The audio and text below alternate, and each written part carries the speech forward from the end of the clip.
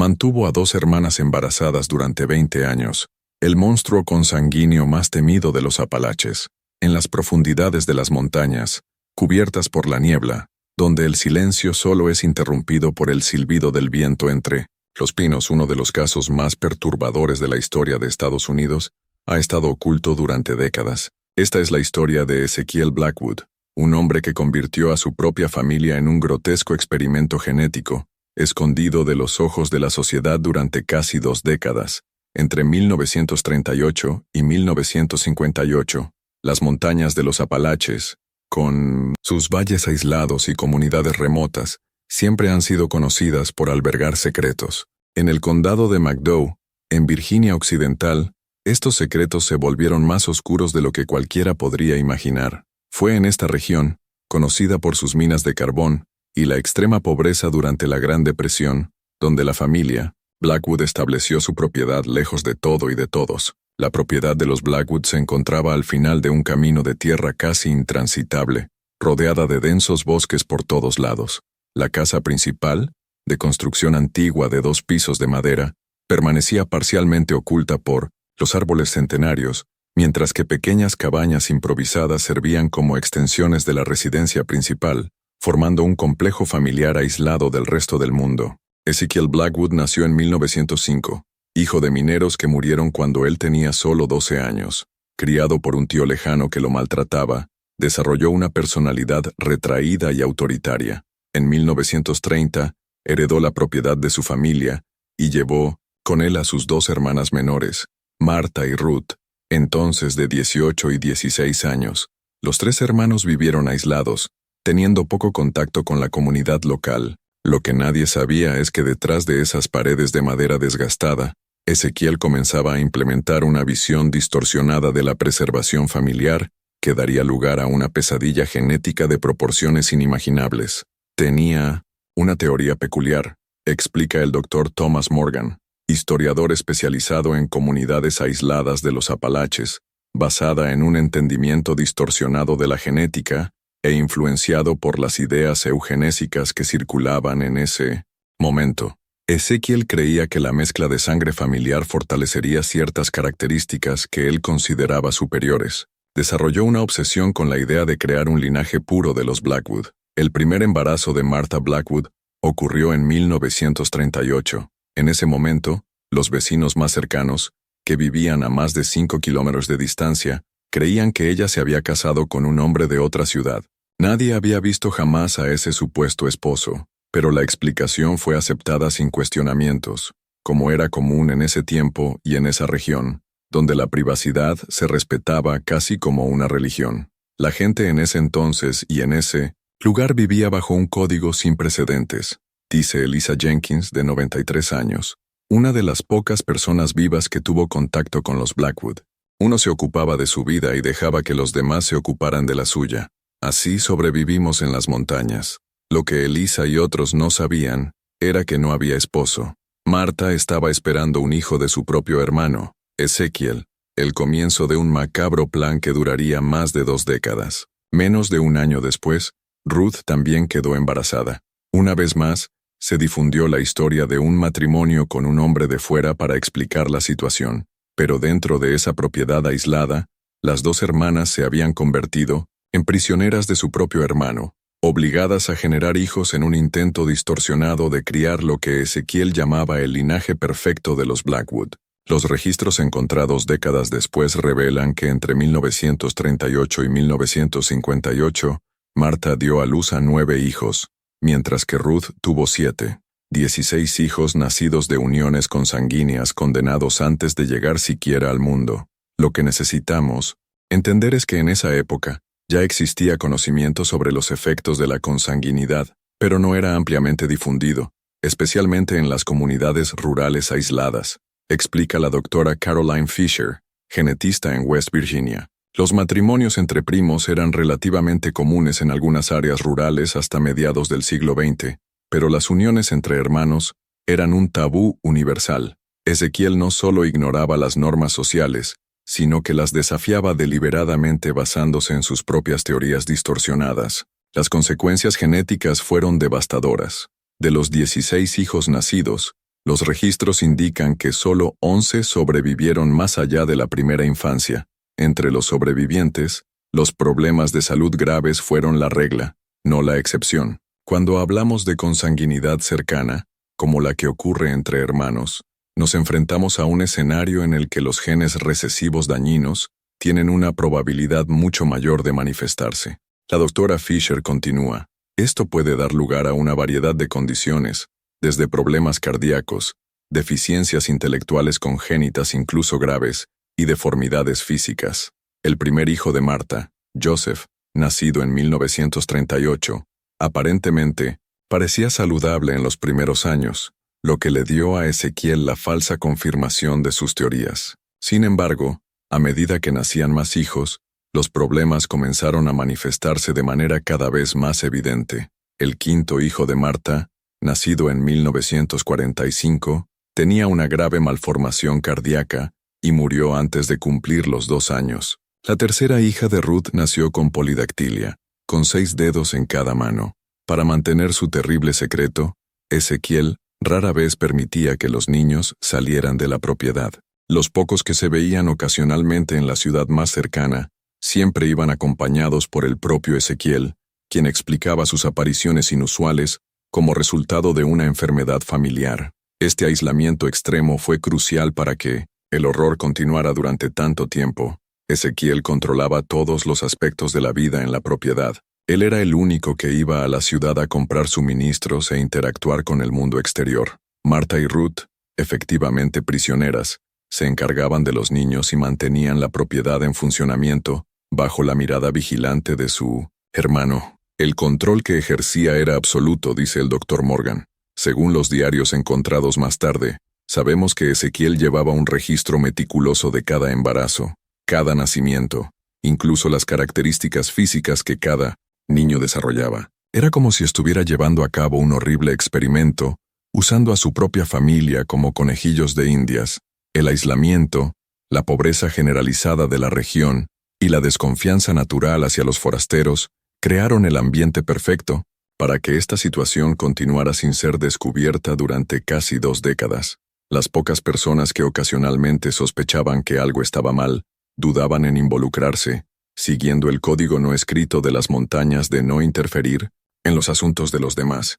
Echa un vistazo para ver si ya estás suscrito a este canal. Si quieres desentrañar los secretos más oscuros de la historia humana que nunca se enseñarán en las escuelas, esta es tu oportunidad de sumergirte en el abismo de la condición humana con nuestras investigaciones exclusivas.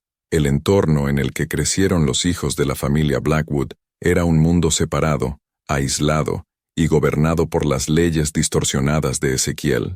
La propiedad, con aproximadamente 15 hectáreas de terreno accidentado, se había convertido en un microcosmos donde no aplicaban las reglas de la sociedad.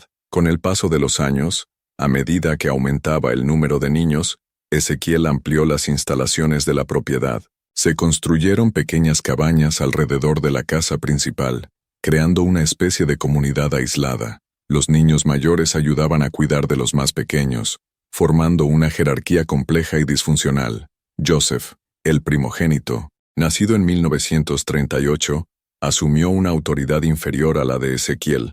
Aparentemente sin deformidades físicas graves, desarrolló importantes problemas de comportamiento. Los informes posteriores de los vecinos describen a un joven de comportamiento errático, que alternaba entre periodos de extrema docilidad y explosiones violentas de ira. Lo que vemos en el caso de Joseph es un ejemplo clásico de los efectos neurológicos que pueden resultar de la consanguinidad, explica el Dr. Robert Patterson, neuropsiquiatra de la Universidad de Pittsburgh. Los estudios demuestran que los hijos de relaciones consanguíneas cercanas tienen más probabilidades de desarrollar desequilibrios neuroquímicos que afectan el comportamiento, incluso cuando no tienen deformidades físicas evidentes.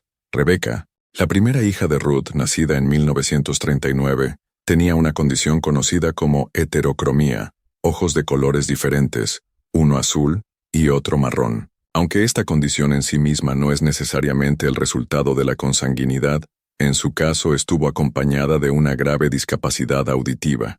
A pesar de estas limitaciones, los registros sugieren que Rebecca desarrolló una inteligencia notable creando un sistema de comunicación con otros niños.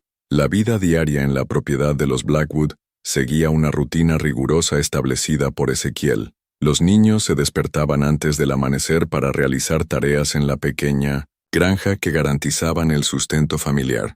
Cultivaban papas, maíz, frijoles y cuidaban algunas gallinas y cerdos.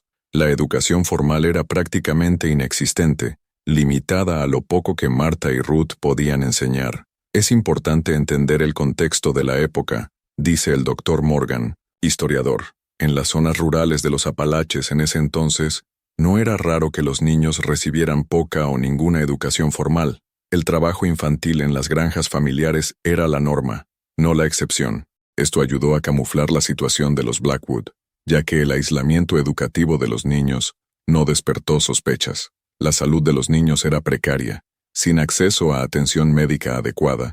Muchas condiciones tratables, crónicas y debilitantes fueron adornadas. La tercera hija de Marta, Eleanor, nacida en 1942, desarrolló una grave escoliosis que, sin tratamiento, resultó en una deformidad de la columna vertebral que limitaba sus movimientos. A pesar de esto, los registros indican que ella trabajaba en el jardín de hierbas medicinales que Marta mantenía, aprendiendo a usar las plantas locales para tratar enfermedades comunes. El uso de la medicina herbal tradicional era común en las comunidades rurales de los Apalaches, explica la doctora Margaret Wilson, experta en etnobotánica. Muchas de estas comunidades estaban a días de distancia del médico más cercano, por lo que desarrollaron un conocimiento profundo sobre las propiedades medicinales de las plantas locales. En el caso de los Blackwood, este conocimiento fue, probablemente crucial para la supervivencia de muchos de los niños. Los gemelos Thomas y Timothy, nacidos de Ruth en 1944, tuvieron un caso particularmente trágico. Ambos nacieron con labio leporino y fisura palatina, condiciones que dificultaban la alimentación y el habla. Timothy, que también tenía una deformidad en su pierna izquierda, murió a los 4 años tras contraer neumonía durante un invierno particularmente riguroso. Thomas sobrevivió, pero desarrolló un grave problema de habla que lo aisló aún más dentro de un entorno aislado. A medida que los niños crecían, Ezequiel implementó el aspecto más perturbador de su plan, la continuación del ciclo de 1900 consanguinidad. Cuando Joseph cumplió 16 años en 1954, Ezequiel comenzó a prepararlo para asumir lo que él llamaba las responsabilidades familiares. En sus diarios encontrados décadas después, Ezequiel describió con detalles clínicos y perturbadores cómo planeaba usar a Joseph para fortalecer el linaje con su propia hermana, una vez que alcanzaran la edad adecuada. Lo que vemos aquí es la perpetuación de un ciclo de abuso intergeneracional, dice la doctora Helen Richards, psicóloga especializada en trauma familiar. Ezequiel no solo estaba imponiendo su control sobre sus hermanas, sino que planeaba extender este control a la siguiente generación, creando un legado de trauma que podría continuar indefinidamente si no se interrumpía. El aislamiento de la familia se mantenía a través de una combinación de miedo e información errónea. A los niños se les enseñaba desde pequeños que el mundo exterior era hostil y peligroso. Ezequiel reforzaba esta creencia al contar historias, exageradas o completamente fabricadas sobre personas que habían sido perseguidas o asesinadas por ser diferentes, creando un paralelo obvio con la situación de sus propios hijos. Este tipo de manipulación es una táctica clásica en situaciones de control coercitivo, explica la doctora Richards. Al convencer a las víctimas de que el mundo exterior es más peligroso que el entorno abusivo, el perpetrador elimina la posibilidad de escape o de buscar ayuda. En el caso de los Blackwood, este aislamiento fue particularmente efectivo debido a su ubicación remota y la limitada interacción social. A medida que avanzaba la década de 1950, la situación en la propiedad de millones de los Blackwood se volvía cada vez más insostenible. El creciente número de niños, muchos con necesidades médicas significativas, presionaba los recursos limitados de la familia. Marta, tras 9 embarazos en condiciones precarias, tenía graves problemas de salud. Ruth, la más joven, continuó el ciclo de embarazos forzados, dando a luz a su 7º hijo en 1956. Las condiciones de vida se deterioraron visiblemente. La casa principal, nunca mantenida adecuadamente, comenzaba a presentar serios problemas estructurales durante el invierno de 1956-1957, particularmente severo en la región. Los informes indican que la familia se vio obligada a concentrarse solo en unas pocas habitaciones de la casa principal para mantener el calor, creando condiciones de hacinamiento y falta de salubridad. Fue en este contexto de creciente deterioro que los eventos comenzaron a encaminarse hacia el inevitable momento en que el mundo exterior finalmente descubriría los horrores de la propiedad de los Blackwood. El catalizador de este descubrimiento sería una desesperada decisión tomada por Rebecca, entonces de 18 años, que cambiaría para siempre el destino de la familia. Lo que ocurrió en la propiedad de los Blackwood representa uno de los casos más extremos de aislamiento documental y consanguinidad en la historia moderna de los Estados Unidos, concluye el Dr. Morgan. Es un caso perturbador de estudio sobre cómo el aislamiento geográfico, la pobreza y el control autoritario pueden crear condiciones para el abuso sistemático que permanece oculto durante décadas. El año 1957 marcó el comienzo del fin del reinado del terror de Ezekiel Blackwood. El invierno de ese año fue particularmente brutal en las montañas de los Apalaches, con temperaturas que alcanzaron los 30 grados bajo cero y nevadas que aislaron aún más la ya remota propiedad de los Blackwood. Fue durante este invierno que Rebecca, entonces de 18 años, comenzó a planear su escape. A pesar de su discapacidad auditiva, había desarrollado una aguda comprensión del mundo que la rodeaba y sabía que la situación en la que vivían no era normal. Los diarios que mantuvo en secreto, encontrados años después, revelan a una joven que, a pesar de haber crecido en un aislamiento extremo, desarrolló su propia conciencia moral y una determinación inquebrantable. Rebecca representaba una anomalía dentro del sistema cerrado creado por Ezekiel, explica la doctora Richards. A pesar de todos los intentos de aislamiento e indoctrinación, desarrolló una perspectiva crítica sobre su situación. Esto no es raro en los sobrevivientes de ambientes abusivos. Incluso en situaciones extremas, la resiliencia humana puede manifestarse de formas sorprendentes. El plan de Rebecca fue audaz, considerando su comprensión limitada del mundo exterior. Durante años había recogido y escondido pequeños objetos útiles, una navaja, cerillas, trozos de cuerda e incluso un mapa rudimentario del condado que encontró en un viejo libro en la casa. También guardaba secretamente comida de las comidas, secándola para preservarla.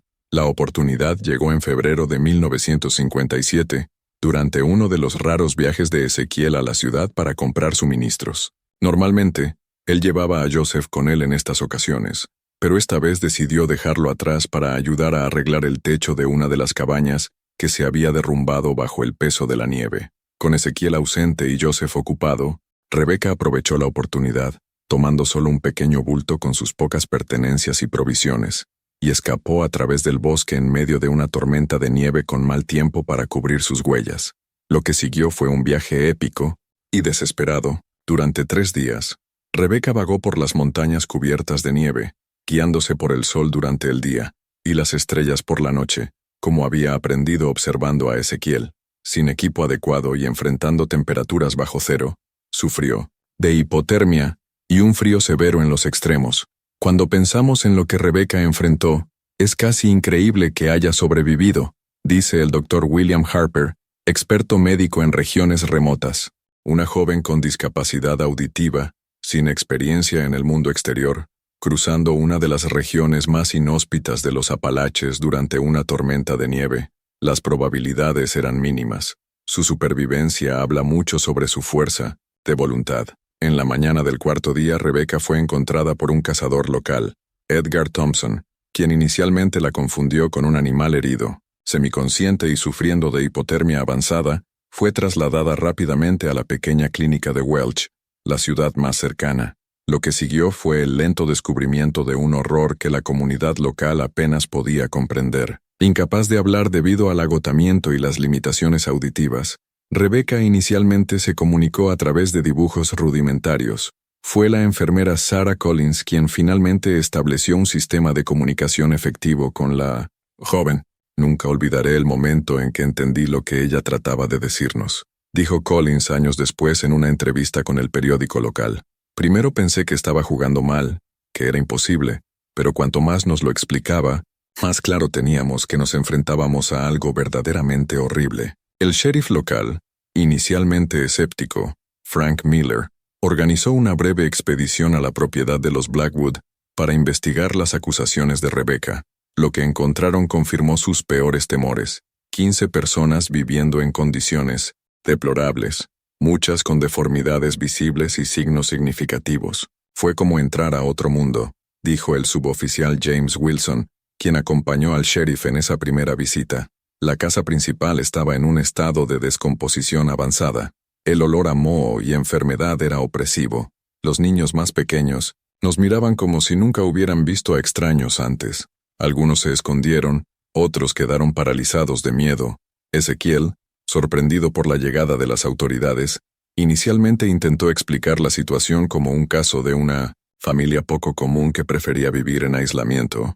Al enfrentarse a las acusaciones específicas de Rebecca, se volvió agresivo e intentó resistirse al arresto. Fue necesario intervenir varios diputados para contenerlo. Marta y Ruth, después de décadas de abuso y aislamiento, mostraron claros signos de trauma psicológico profundo. Inicialmente, Ezequiel defendió un comportamiento típico de las víctimas de abuso prolongado. Fue solo después de semanas de atención médica y asesoramiento que comenzaron a hablar sobre los horrores que habían enfrentado. El caso de los Blackwood desafió todos los protocolos existentes en ese momento, explica la doctora Linda Peterson, historiadora especializada en servicios sociales rurales.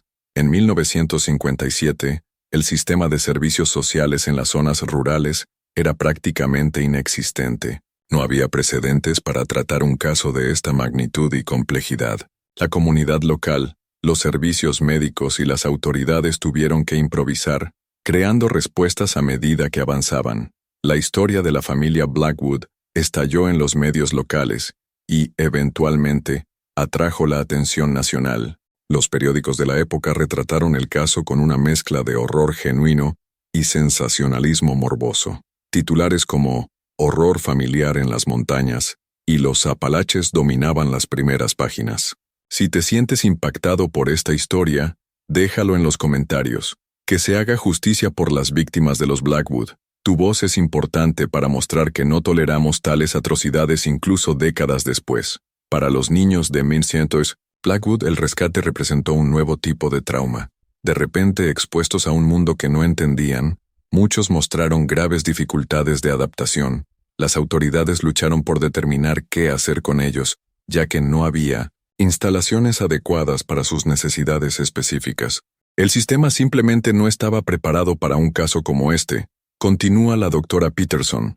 No existían instituciones especializadas para niños con múltiples deficiencias resultantes de la consanguinidad. Las opciones se limitaban a orfanatos, generales o instituciones psiquiátricas, ninguno de los cuales era adecuado para sus necesidades. El descubrimiento de la familia Blackwood también planteó problemas legales sin precedentes.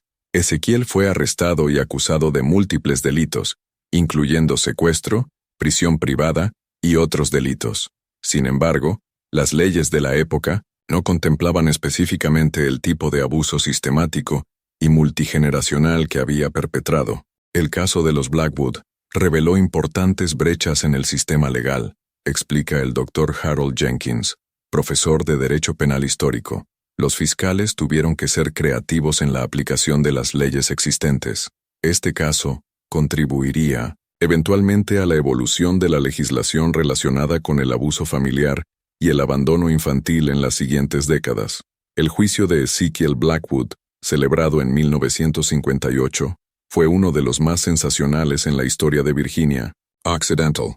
Aunque sus abogados intentaron alegar locura, Ezequiel fue considerado mentalmente capaz de enfrentar el juicio. Los testimonios de Marta y Ruth, aunque dolorosos, fueron cruciales para su condena. Los registros del juicio revelan a un hombre que, hasta el final, creyó que estaba justificado en sus acciones, dice el Dr. Jenkins. Ezequiel interrumpía a menudo los procedimientos para explicar sus teorías sobre la pureza genética y la superioridad de su linaje familiar. Su aparente falta de remordimiento sorprendió incluso a los observadores más experimentados del tribunal.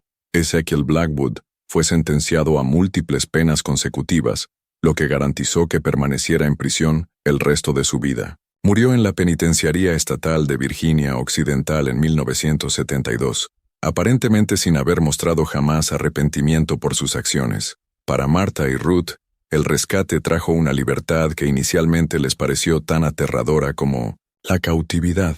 Después de recibir un extenso tratamiento médico, las dos hermanas fueron gradualmente reintegradas a la sociedad. Martha, cuya salud se había visto gravemente comprometida por 9 embarazos en condiciones precarias, nunca se recuperó completamente.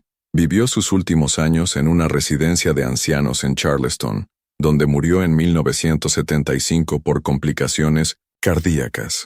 Ruth, siendo más joven y habiendo sufrido menos daño físico, tuvo una recuperación más sustancial con la ayuda de programas sociales y el apoyo de grupos religiosos locales. Eventualmente aprendió a leer y escribir y pasó sus últimos años trabajando como voluntaria en un refugio para mujeres víctimas de violencia doméstica. Murió en 1988, habiendo dedicado 3 décadas de su vida libre a ayudar a otras mujeres a escapar de situaciones abusivas. La historia de Ruth representa un testimonio notable de la resiliencia humana, dice la doctora Richards. Después de décadas de abuso inimaginable, no solo sobrevivió, sino que encontró el propósito de ayudar a otras víctimas. Su viaje nos recuerda que incluso después del trauma más severo, la recuperación y la transformación son posibles. Las consecuencias del distorsionado experimento genético de Ezekiel Blackwood se extendieron mucho más allá del rescate inicial de los niños en 1957. Para los 11 niños sobrevivientes, el impacto de la consanguinidad extrema marcaría el resto de sus vidas, creando desafíos médicos, psicológicos y sociales que la ciencia de la época apenas comenzó a entender. El caso de los Blackwood representa uno de los primeros estudios documentados sobre consanguinidad extrema multigeneracional en los Estados Unidos, explica el Dr. Edward Roberts, genetista de la Universidad Johns Hopkins. Desde un punto de vista científico, proporcionó valiosas perspectivas sobre los efectos de la endogamia severa en los seres humanos, aunque a un costo humano inaceptable. Las evaluaciones médicas iniciales de los niños Blackwood revelaron un alarmante espectro de condiciones. Además de las deformidades físicas visibles como la escoliosis de Elena, el labio leporino de Thomas y la polidactilia observada en varios hermanos, los exámenes más detallados revelaron problemas internos aún más graves. 6 de los 11 niños tenían defectos cardíacos congénitos de diversos grados de gravedad. 8 mostraron deterioro de la función renal. Casi todos mostraron algún grado de deterioro cognitivo, aunque la extensión variaba significativamente de un niño a otro. Lo que observamos en el caso de los Blackwood es el efecto de lo que se conoce como depresión endogámica, continúa el Dr. Roberts. Cuando individuos genéticamente cercanos tienen hijos, la probabilidad de que los genes recesivos dañinos se manifiesten drásticamente aumenta. En los casos de consanguinidad extrema, como los hermanos por múltiples generaciones, estos efectos se amplifican exponencialmente. El sistema de salud de la década de 1950 no estaba preparado para lidiar con casos tan complejos.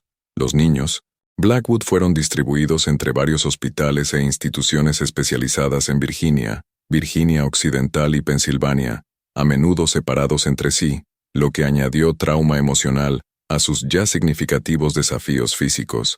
Joseph, el primogénito que Ezequiel estaba preparando para continuar su legado distorsionado, tenía el caso psicológico más complejo. Las evaluaciones revelaron una personalidad severamente fragmentada, alternando entre periodos de lucidez y episodios psicóticos. Diagnosticado con esquizofrenia, pasó la mayor parte de su adultez en instituciones psiquiátricas, muriendo en 1983, a los 45 años. Rebecca, cuya valiente fuga expuso el caso, enfrentó sus propios desafíos. Además de la discapacidad auditiva, exámenes posteriores revelaron una condición cardíaca que requirió múltiples cirugías. A pesar de estas dificultades, demostró una notable adaptabilidad. Con el apoyo de trabajadores sociales dedicados, aprendió lenguaje de señas y eventualmente se graduó de la escuela secundaria a través de un programa especial. Rebecca se ha convertido en un símbolo de esperanza, comenta Marian Foster, una de las trabajadoras sociales que trabajó con los niños Blackwood. A pesar de todo lo que enfrentó, mantuvo una curiosidad insaciable por el mundo y una determinación inquebrantable para crear una vida mejor para sí misma.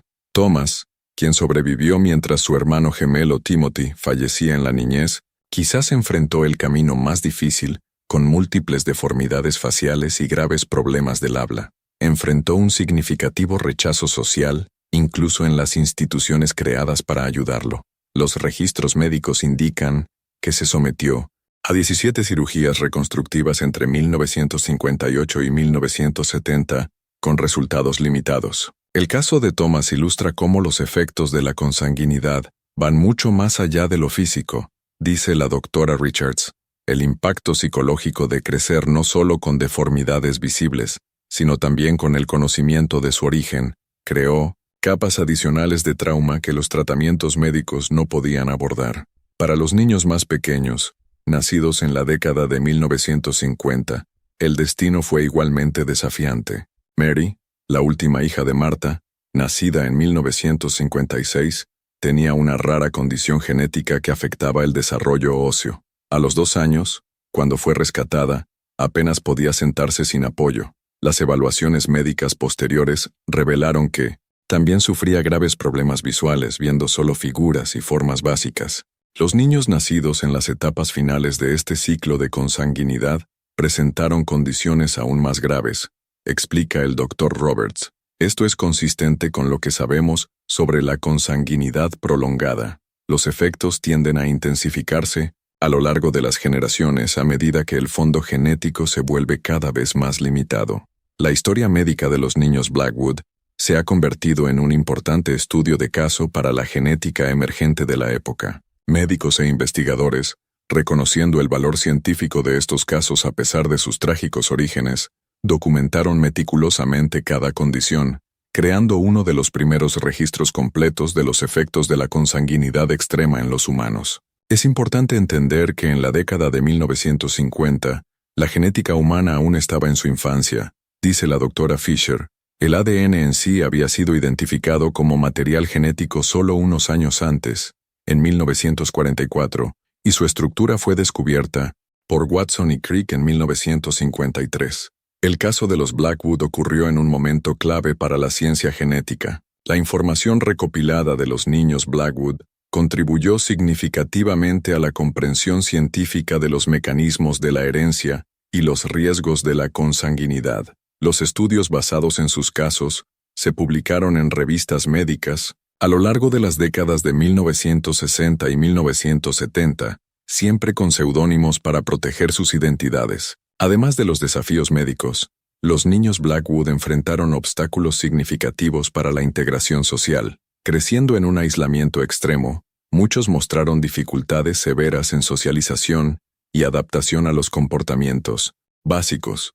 Algunos nunca desarrollaron habilidades comunes, manteniéndose funcionalmente no verbales a pesar de años de terapia. Lo que vemos en los casos más graves entre los niños Blackwood es el impacto combinado de la genética comprometida y la privación social extrema, explica el Dr. Patterson.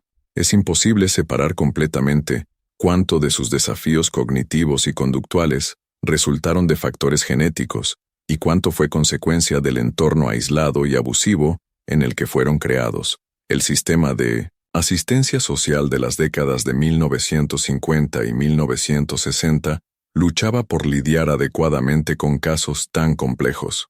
Muchos de los niños Blackwood pasaron por múltiples ubicaciones, siendo trasladados entre orfanatos, hospitales e instituciones especializadas a medida que sus necesidades evolucionaban o cuando las instalaciones existentes no eran adecuadas.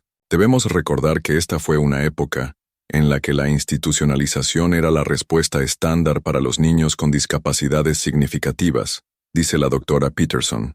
El modelo de integración comunitaria y servicio centrado en la familia, que consideraríamos estándar hoy en día, simplemente no existía como opción viable. Algunos de los niños Blackwood, particularmente aquellos con discapacidades menos graves, eventualmente lograron cierto grado de independencia. Elena, a pesar de su grave escoliosis, desarrolló habilidades excepcionales en artesanías y, eventualmente, Se ganó la vida creando tapices detallados, algunos de los cuales fueron exhibidos en galerías de arte popular regionales. Rebecca, cuya fuga había expuesto el caso, quizás construyó la vida más convencional entre todos los hermanos. Después de completar su educación, trabajó como asistente en una biblioteca de Pittsburgh durante más de 3 décadas. Aunque nunca se casó ni tuvo hijos, una decisión que según sus diarios fue influenciada por el miedo a transmitir genes problemáticos, desarrolló un círculo cercano de amigos y era conocida por su involucramiento en causas de personas con discapacidades. El viaje de Rebecca desde el aislamiento extremo hasta la ley es notable, dice la doctora Richards. Ella transformó su trauma en un compromiso para ayudar a otros, particularmente a personas con discapacidad auditiva. Sus diarios revelan a alguien que pasó su vida buscando entender su propia historia y usar este entendimiento para generar cambios positivos.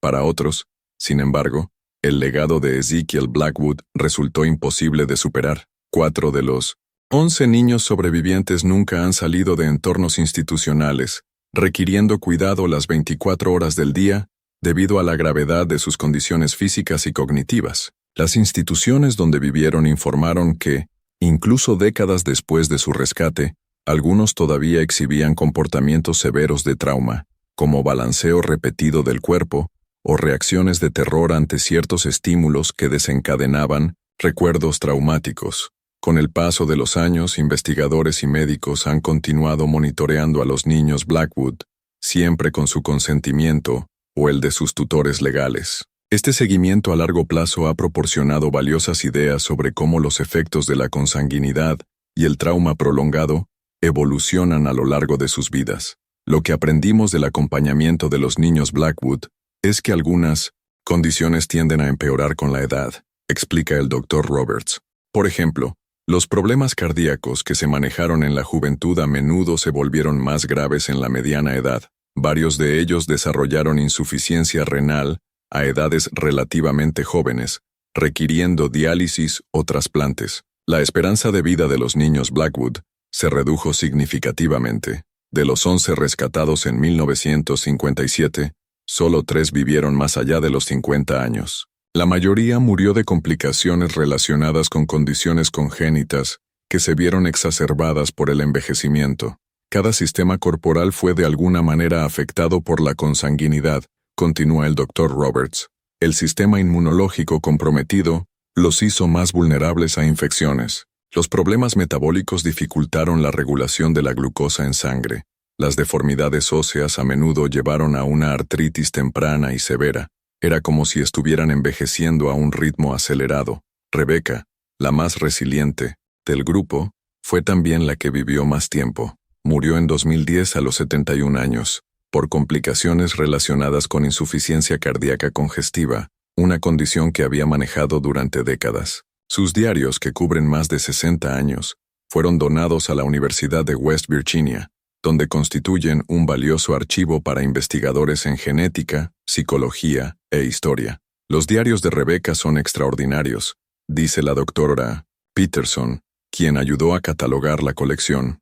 Documentan no solo su propio viaje, sino que también ofrecen una perspectiva única sobre la evolución de la comprensión social y médica de la discapacidad a lo largo de la segunda mitad del siglo XX. Ella observó y comentó cómo las actitudes hacia personas como ella y sus hermanos cambiaron con el tiempo. El legado genético de los Blackwood se extendió más allá de la primera generación. Aunque la mayoría de los niños nunca tuvieron hijos propios, debido a la infertilidad resultante de condiciones genéticas o por elección personal, 3 de ellos eventualmente formaron familias. Eleyanena tuvo una hija, Sara, con un hombre que conoció a través de un programa comunitario de artes. Sara nació en 1968, y aunque no tenía deformidades físicas significativas, fue diagnosticada con trastorno bipolar en la adolescencia, una condición que algunos investigadores sugieren está relacionada con la herencia genética comprometida. Cuando hablamos de consanguinidad, los efectos pueden persistir por generaciones, incluso después de la introducción de nuevos genes en el fondo genético de la familia, explica la doctora Fisher. Esto se debe a que muchos genes recesivos dañinos Pueden permanecer en un estado heterocigoto sin manifestarse fenotípicamente, pero aún están presentes y pueden ser potencialmente transmitidos. Michael, el sexto hijo de Marta, tuvo 2 hijos. Ambos nacieron con discapacidad intelectual, leve, aunque significativamente menos severa que la del padre. Uno de ellos también desarrolló diabetes tipo 1 en la infancia, otra condición que puede tener componentes genéticos. Los nietos de los Blackwood representan un caso interesante de cómo los efectos de la consanguinidad pueden diluirse pero no eliminarse por completo en una generación, dice el Dr. Roberts. Tienden a tener condiciones menos graves, pero aún llevan una carga genética que los hace más vulnerables a ciertas enfermedades y condiciones. El caso de los Blackwood sigue siendo estudiado por genetistas modernos que ahora tienen acceso a herramientas y conocimientos que eran inimaginables en la década de 1950. Muestras de ADN conservadas, recolectadas con consentimiento durante los exámenes médicos a lo largo de los años, han sido recientemente analizadas utilizando tecnologías genómicas avanzadas, revelando con una precisión sin precedentes los mecanismos específicos por los cuales la consanguinidad afectó a la familia. Lo que estamos descubriendo ahora con el análisis genómico moderno es que el impacto de la consanguinidad en el genoma humano es aún más complejo de lo que imaginábamos, explica la doctora Fisher. Estos no son solo genes individuales, sino cómo interactúan sistemas completos de genes. El caso de los Blackwood nos está ayudando a mapear estas formas que eventualmente pueden beneficiar nuestra comprensión de las enfermedades genéticas raras en general. En las montañas de los Apalaches, los recuerdos son largos y las historias persisten a través de generaciones como la niebla entre los valles. Más de 6 décadas después del descubrimiento de la familia Blackwood, los ecos de esa tragedia siguen resonando tanto en la región donde ocurrió como en el campo más amplio de la comprensión científica y social de la consanguinidad. La propiedad de los Blackwood, ese escenario de horror durante casi 2 décadas, permaneció abandonada durante muchos años después del rescate de los niños. La comunidad local, profundamente afectada por la revelación de los horrores que habían ocurrido tan cerca, parecía reacia a acercarse al lugar. La casa principal eventualmente se derrumbó bajo el peso de los años de negligencia, y el bosque gradualmente reclamó las pequeñas cabañas que alguna vez albergaron a los niños Blackwood. Había una sensación entre los lugareños de que este lugar estaba de alguna manera manchado, explica Harold Jenkins, un historiador local nacido en 1945 que pasó su vida documentando la historia del condado de McDowell. No era superstición en el sentido convencional, eran personas prácticas, pero existía un consenso tácito de que esa tierra debía dejarse en paz como una forma de respeto por las víctimas. En 1972, el mismo año en que Ezekiel Blackwood murió en prisión, el condado finalmente se hizo cargo de la propiedad debido a los impuestos no pagados. Después de considerables debates sobre qué hacer con la tierra, se decidió convertirla en una pequeña reserva natural. Hoy, el parque Memorial Hope Springs ocupa el sitio, con senderos para caminatas y áreas de picnic. Su pequeña placa discreta en la entrada reconoce la oscura historia del lugar, dedicando el parque a la resiliencia del espíritu humano frente a la adversidad extrema. Para la comunidad local, el caso de los Blackwood representó un punto de inflexión significativo. El intenso escrutinio de los medios nacionales que siguió al descubrimiento de la familia obligó a revisar las prácticas y actitudes que habían permitido que tal situación persistiera durante tanto tiempo sin intervención. El código no escrito de no interferir en los asuntos de los demás, que era tan fuerte en las comunidades rurales de los Apalaches, comenzó a ser cuestionado, dice la doctora Peterson. La gente empezó a reconocer que había una diferencia entre respetar la privacidad y ignorar las señales de abuso. Fue un cambio cultural significativo que eventualmente condujo a redes comunitarias más fuertes para proteger a los niños y las familias vulnerables. En las siguientes décadas, surgieron varias iniciativas locales en respuesta directa al caso. En 1965, comenzó a operar una clínica móvil de salud en la región, llevando atención médica básica a las comunidades remotas.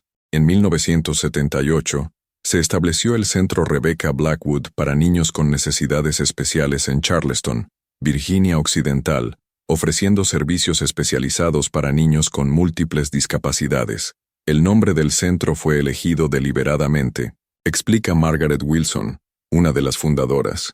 Queríamos honrar el coraje de Rebecca y transformar una historia de horror en algo positivo. El centro se ha convertido en un símbolo de cómo las comunidades pueden aprender de las tragedias pasadas y crear mejores sistemas de atención y protección. En el campo de la genética, el caso de los Blackwood continuó influyendo en la investigación y las prácticas clínicas.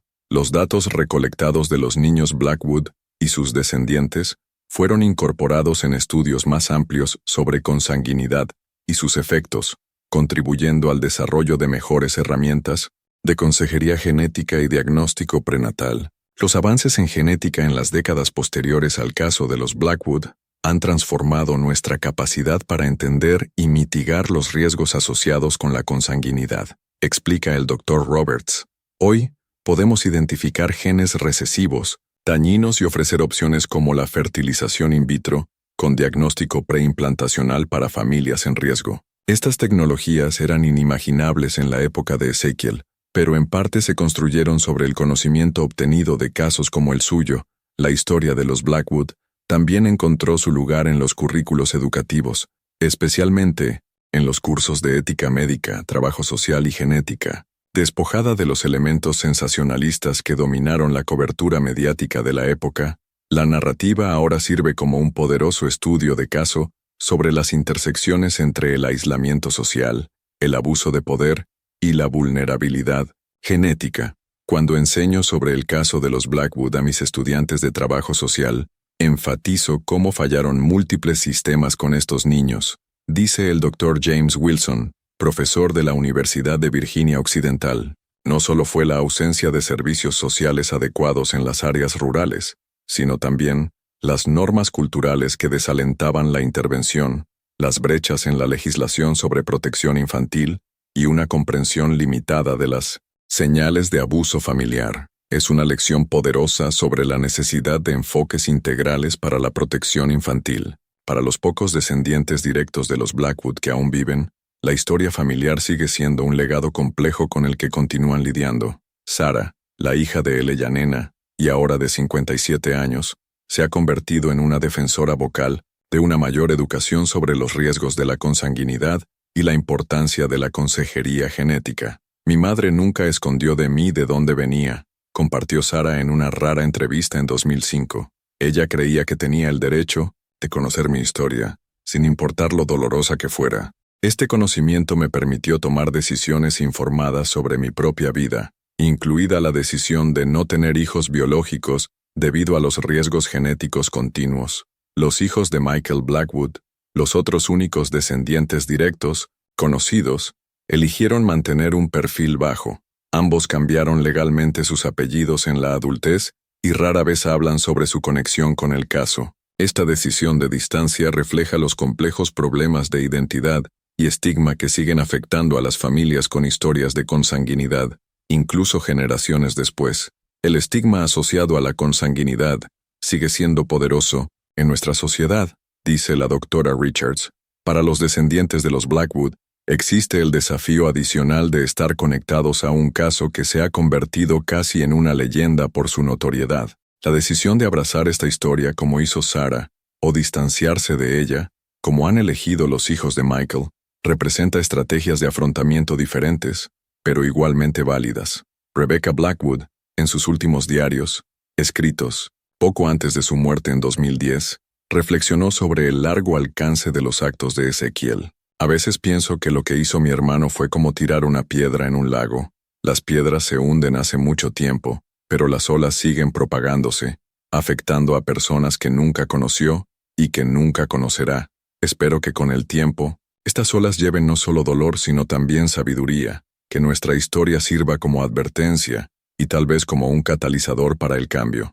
Su deseo parece haberse cumplido de muchas maneras. El caso de los Blackwood ha contribuido a reformas significativas en la legislación de protección infantil, avances en la comprensión genética de la consanguinidad y una mayor conciencia social sobre los peligros del aislamiento extremo. Una historia de horror inimaginable se ha convertido, con el paso de las décadas, en una fuente de conocimiento que ha prevenido potencialmente tragedias similares. Cuando miramos el legado del caso Blackwood hoy, vemos tanto las trágicas consecuencias del aislamiento y el abuso, como el potencial para la sanación y el cambio positivo, concluye la doctora Peterson. Es un recordatorio de que incluso las historias más oscuras pueden eventualmente arrojar luz sobre caminos hacia un futuro mejor. En 2018, 60 años después del descubrimiento inicial de la familia, se erigió un pequeño memorial en el cementerio, donde varios de los niños Blackwood fueron enterrados a lo largo de los años.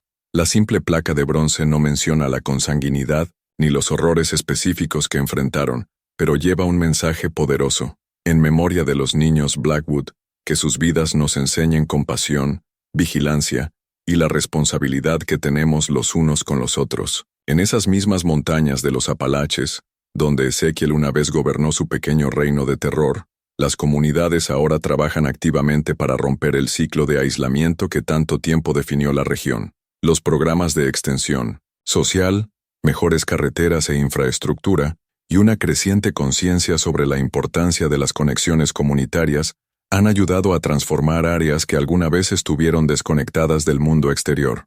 Sin embargo, los expertos advierten que las condiciones que permitieron el caso Blackwood, el aislamiento extremo, la pobreza persistente y la falta de acceso a la educación y los servicios sociales, todavía existen en bolsillos a lo largo del país. El caso de los Blackwood no debe verse como una aberración histórica que no podría suceder hoy, advierte el Dr. Wilson. Aunque tenemos mejores sistemas de protección y una mayor conciencia, todavía existen familias que viven en aislamiento extremo. La vigilancia continua y la inversión en servicios sociales rurales siguen siendo esenciales para quienes estudian el caso profesionalmente y para los pocos que llevan su legado en la sangre. La historia de los Blackwood sirve como un recordatorio sombrío de lo que puede suceder cuando el aislamiento se combina con la distorsión moral y la ignorancia científica, pero también ofrece destellos de esperanza en el coraje de Rebecca, la resiliencia de los niños sobrevivientes y los cambios positivos que surgieron de las cenizas de su tragedia.